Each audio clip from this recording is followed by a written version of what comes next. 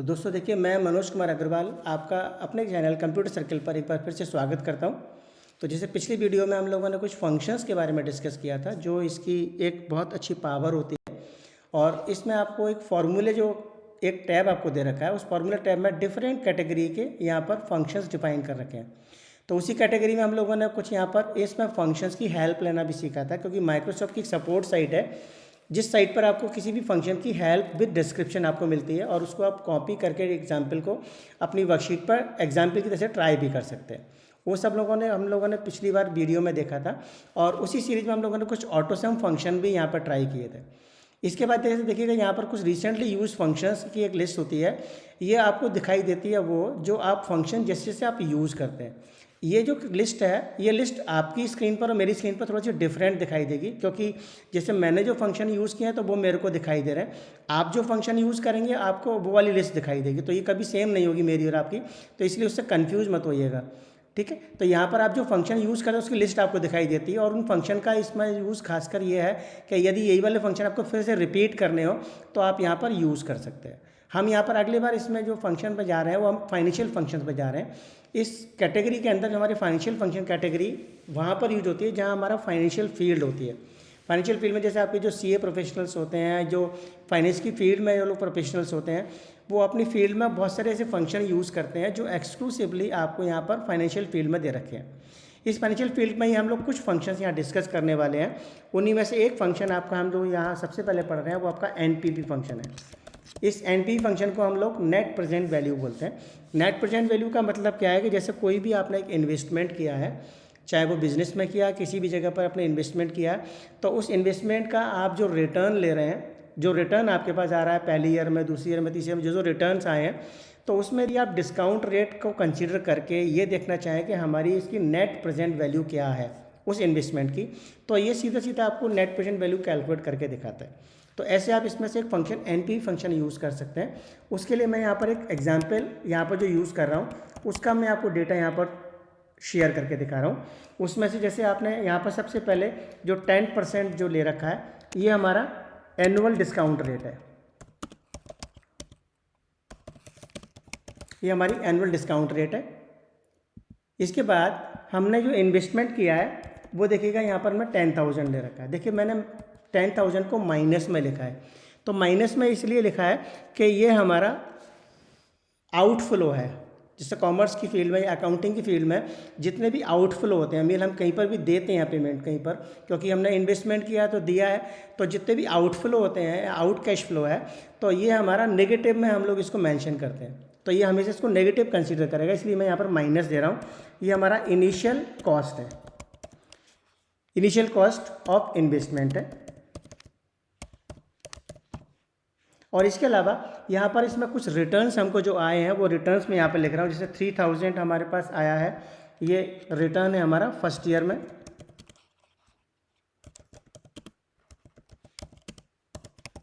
इसी तरह से दूसरी साल में, सेकेंड ईयर में जो हमारे पास रिटर्न आया वो मान लीजिए 4,200 है।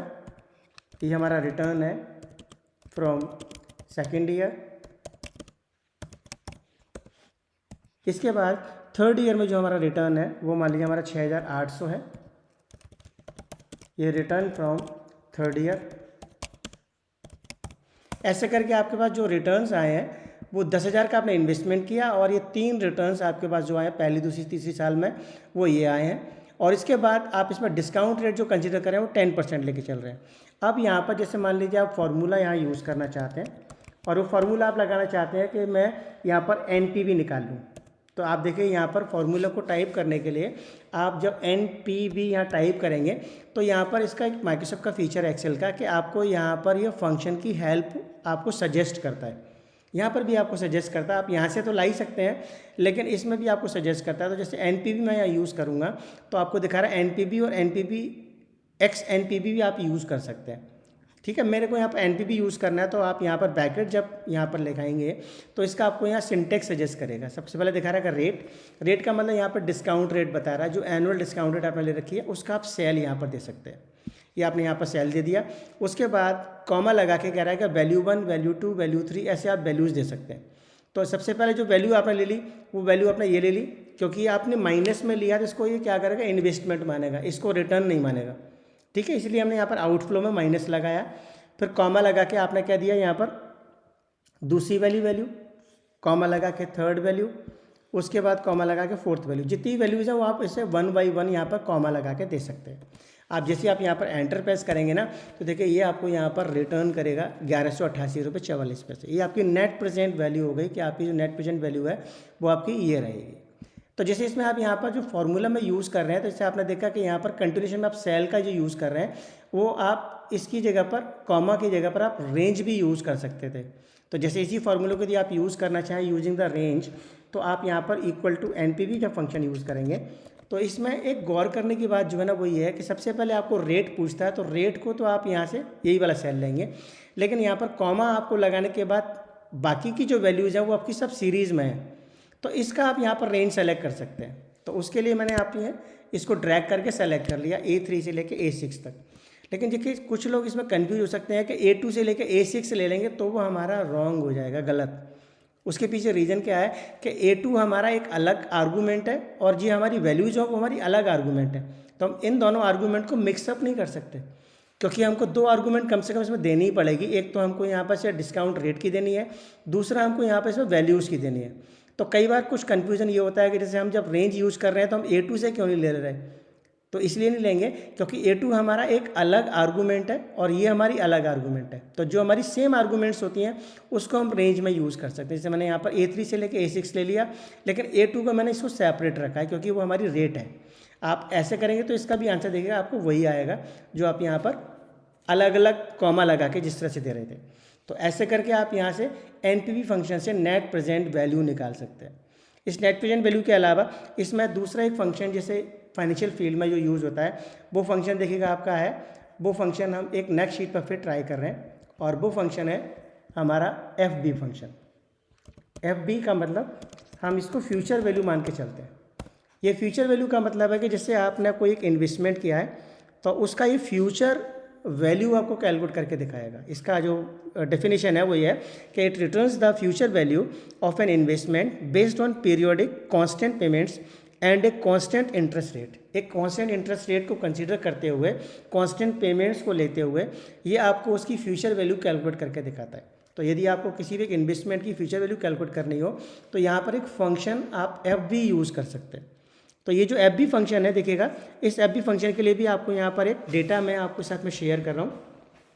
उस डेटा को एक बार आप यहाँ टाइप करके अपनी स्क्रीन पर टाइप करके देख सकते हैं। मैंने यहाँ पर डेटा हेडिंग लिया, इसके बाद यहाँ पर मैंने 6% इसमें जो लिया है वो एनुअल इंटरेस्ट रेट ली है।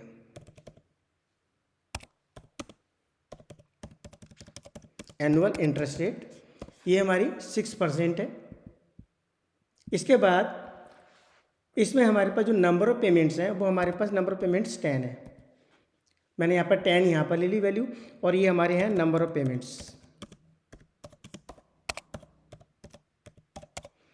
इसके बाद इसमें थर्ड जो आर्गूमेंट है वो हमारी है अमाउंट ऑफ पेमेंट।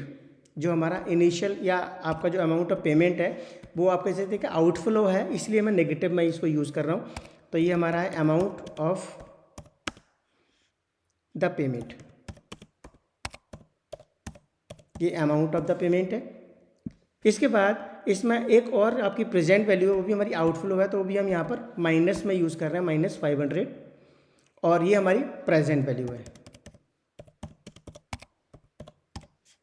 और उसके बाद यहाँ पर हमारे पास पेमेंट का ड्यू वाला एक पार्ट इसमें होता है कि पेमेंट आपका कब ड्यू है। जैसे आपने देखा ना EMI में पेमेंट ड्यू जो होते हैं, एक तो ये होता है कि आपके मंथ के स्टार्टिंग में होता है, एक आपके मंथ के एंड में होता है। तो इसके लिए यहाँ पर हम बिगिनिंग और एंड के लिए हम यहाँ पर एक नंबर यूज़ करते हैं 1। तो payment is due at the beginning of the period, मैंने 1 लिया है तो इसका मतलब payment is due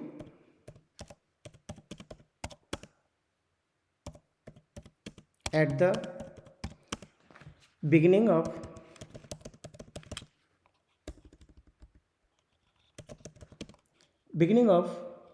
the period. ये हमारे पास इसका बिगिनिंग ऑफ द पीरियड में हमारा ये पेमेंट ड्यू है।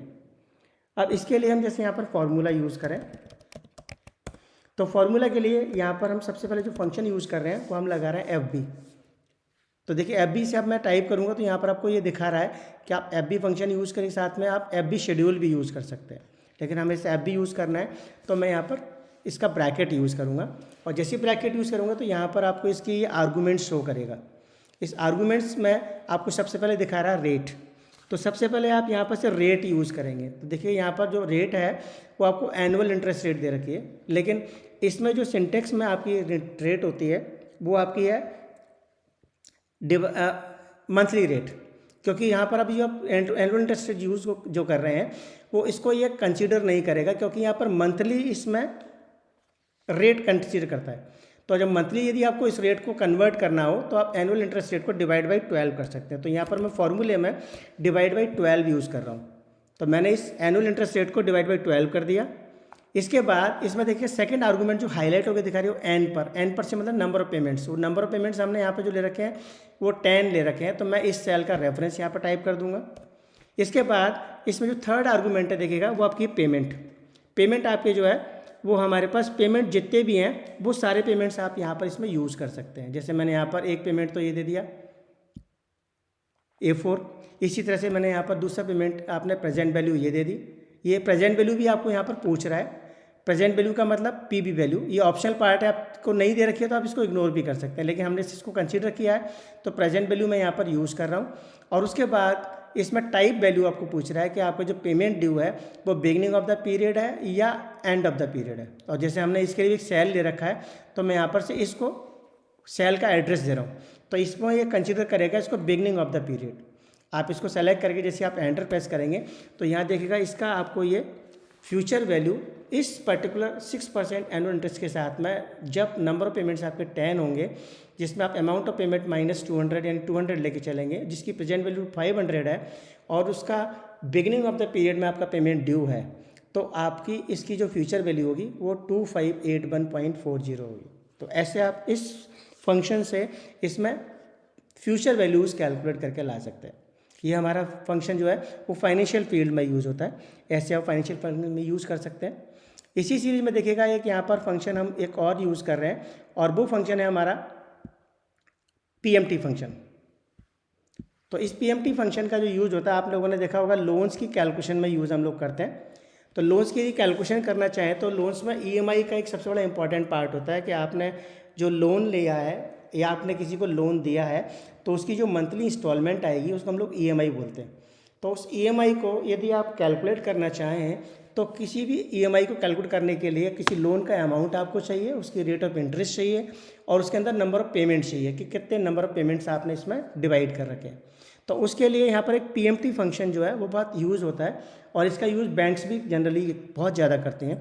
तो यहाँ देखिएगा आपको मैं एक डेटा शेयर कर रहा हूँ, उस डेटा के साथ में हम यहाँ पर पीएमटी फंक्शन समझते हैं। हम लोग जो डिस्कस कर रहे हैं वो हमारा है पीएमटी फंक्शन। और ये जो पीएमटी फंक्शन है इसमें हम ईएमआई कैलकुलेट करके लाते हैं। तो देखिए यहाँ पर हमको जो डेटा दे रखा है उसमें 8% हमको यहाँ पर एनुअल इंटरेस्ट रेट दे रखी है। ये तो हमारी एनुअल इंटरेस्ट रेट दे रखी है आपकी 8%। इसके बाद यहाँ पर हमको नंबर ऑफ पेमेंट्स दे रखे हैं वो 10 हमारा जो है वो नंबर ऑफ पेमेंट्स है, यानी कि नंबर ऑफ पेमेंट्स हमको 10 चाहिए। उसके अलावा यहाँ पर लोन अमाउंट बता रखा है, जैसे 10,000 हमको लोन अमाउंट चाहिए, ये हमारा लोन अमाउंट है। तो जैसे मान लीजिए हमको यहाँ पर से इसकी इंटरेस्ट कैलकुलेट करनी हो, इसका आपको ईएमआई कैलकुलेट करनी हो, तो ईएमआई के लिए हम फॉर्मूला यूज़ कर रहे हैं यहाँ पर पीएमटी। आप जब पीएमटी फंक्शन यूज़ करते हैं तो पीएमटी में इसकी 3 आर्गूमेंट्स आपकी कंपलसरी है। जैसे देखिएगा आपको दिखा रेट, एन पर और पीवी, और ये 2 आर्गूमेंट आपकी ऑप्शनल हैं, आप चाहे तो इसको इग्नोर भी कर सकते हैं। तो जैसे आपको यहाँ पर दिखा रहा है कि सबसे पहले रेट, तो रेट हमारी इसमें एनुअल इंटरेस्ट रेट इसमें जो दे रखी है वो ये मंथली मान के चलता है। हमारे पास जो एनुअल इंटरेस्ट रेट है उसको आप डिवाइड बाई 12 कर देंगे, तो ये तो आपकी रेट मंथली कन्वर्ट होके आ जाएगी। इसका नंबर ऑफ पेमेंट्स आपको जो रखे हैं वो आपको यहाँ पर ई वाला सेल दे दीजिए। उसके बाद कॉमा लगा के आप यहाँ पर इसका लोन अमाउंट यानी पीबी वैल्यू दे दिए, प्रेजेंट वैल्यू। बस इसके बाद ये FB और ये टाइप आपको नहीं दे रखा, तो आप इसको इग्नोर कर सकते हो कि आपका ये ब्रैकेट में दे रखी वैल्यू है ये ऑप्शनल पार्ट होती है, हमको कभी ज़रूरत नहीं है तो हम इसको इग्नोर कर सकते हैं, या नहीं दे रखी है तो इग्नोर कर सकते हैं। मैंने सिंपली इसको ब्रैकेट को क्लोज करके एंटर प्रेस कर दिया, तो देखिए ये आपको यहाँ पर रिजल्ट जो दिखा रहा है वो आपको इसकी EMI कैलकुलेट करके दिखा रहा है। और जैसा कि आप जानते हैं कि EMI में आपका प्रिंसिपल अमाउंट और इंटरेस्ट रेट दोनों इसमें इंक्लूडेड रहते हैं। तो इस EMI में जैसे आप देख रहे हैं यहाँ पर माइनस में आपको यहाँ शो कर रहा है, उसके पीछे रीज़न है कि ये हमने जो लोन अमाउंट यहाँ पर जो वैल्यू ली थी प्रेजेंट वैल्यू, इसको हमने क्या किया था यहाँ पॉजिटिव ले लिया था। तो या तो आप इस अमाउंट में इसको यहाँ पर माइनस लगा दीजिए, इससे पहले यदि आप माइनस यूज़ कर लेंगे ना तो ये आपका वैल्यू आपकी पॉजिटिव आ जाएगी। तो आप जितने भी आउटफ्लो आप यूज़ करते हैं उसमें हमेशा आप माइनस में वैल्यूज़ देते हैं। एक तरीका तो इसका ये है। दूसरा तरीका ये भी है कि आप इसे मान लीजिए इसको आपने पॉजिटिव ले रखा है, तो आप जब इस फार्मूले को कैलकुलेट कर रहे हैं तो फार्मूले को कैलकुलेट करने जो फंक्शन आप यूज़ करते हैं उससे पहले आप माइनस यहाँ पर लगा सकते हैं। तो आप यहाँ से माइनस जब लगा देंगे तो भी इसकी वैल्यू आपकी पॉजिटिव में दिखाई देगी। तो ऐसे करके आप यहाँ से जो EMI कैलकुलेट कर रहे हैं वो EMI में आप इंटरेस्ट और प्रिंसिपल दोनों का इंक्लूजन करते हैं।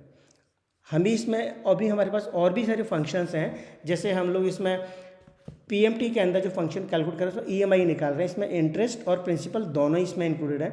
लेकिन हम जैसे ये चाहे कि इसमें प्रिंसिपल अलग हमको मालूम पड़ जाए और इंटरेस्ट अलग मालूम पड़ जाए, क्योंकि EMI तो आपकी सेम रहती है ड्यूरिंग द 10 मंथ्स, लेकिन इसमें से क्या होता है कि प्रिंसिपल का जो रेशियो है वो धीमे धीमे आपका बढ़ता चला जाता है और इंटरेस्ट का रेशियो कम होता जाता है। जैसे जैसे आपका प्रिंसिपल आपका जमा ज़्यादा होता जाएगा तो आपका प्रिंसिपल का कंट्रीब्यूशन ज़्यादा हो जाएगा, इंटरेस्ट का कंट्रीब्यूशन कम होता जाता है।